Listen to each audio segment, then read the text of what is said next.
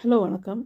இப்போ இந்த வெங்காயம் வந்து இப்படி கேஸில் வச்சு சுட்டு, இப்படி ஒரு சட்னி இதுக்கு வந்து மசாலா எல்லாம் போட்டு, இப்படி கிரேவி பண்ணி, அதுக்கப்புறம் வந்து நம்ம வெள்ளைப்பூடி இஞ்சி அரைச்சி வச்சு, அதை மாதிரி அந்த பேஸ்ட்டு வெள்ளைப்பூடி இஞ்சி பேஸ்ட்டு, அதுக்கப்புறம் கொல்லாப்பூர் ஸ்பெஷல் மசாலா எடுத்திருக்கேன்.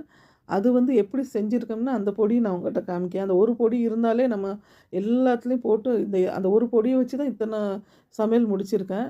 கொல்லாப்பூரில் ரொம்ப ஃபேமஸ்ஸு. அதில் வந்து உப்புலேருந்து எல்லாமே சேர்த்துருக்கோம். நெக்ஸ்ட் டைம் கொல்லாப்பூர் பொடி எப்படி பண்ணலான்னு நான் போடுறேன். இதை வந்து மட்டன் வந்து நான் ஃப்ரை பண்ணியிருக்கேன். வெறும் கொல்லாப்பூர் பொடி போட்டு மாத்திரம் பண்ணியிருக்கேன். இது வந்து அதோட மட்டன் அவிச்ச தண்ணியில் நம்ம தேங்காய் பாலும் காஜு அரைச்சி ஊற்றி இது வந்து ஒரு கிரேவி மாதிரி பண்ணியிருக்கேன். இது சாப்பாட்டுக்கும் டேஸ்ட்டாக இருக்கும், ரொம்ப டேஸ்ட்டாக இருக்கும். குடிக்கிறதுக்கு அதோட நல்லாயிருக்கும்.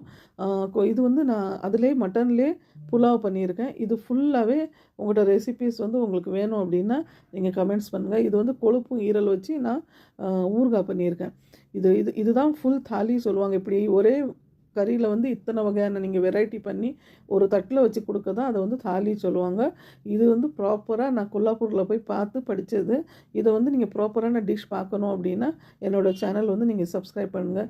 இது ரொம்ப டேஸ்ட்டாக இருக்கும். இது ரொம்பவே நல்லாயிருக்கும். மட்டன் சுக்கா வந்து நான் பண்ணியிருக்கேன், ஆயில் ஃப்ரை பண்ணியிருக்கேன். அவ்வளோ ஒரு அருமையான டேஸ்ட்டு. என்னோடய சேனல் பிடிச்சிருந்தா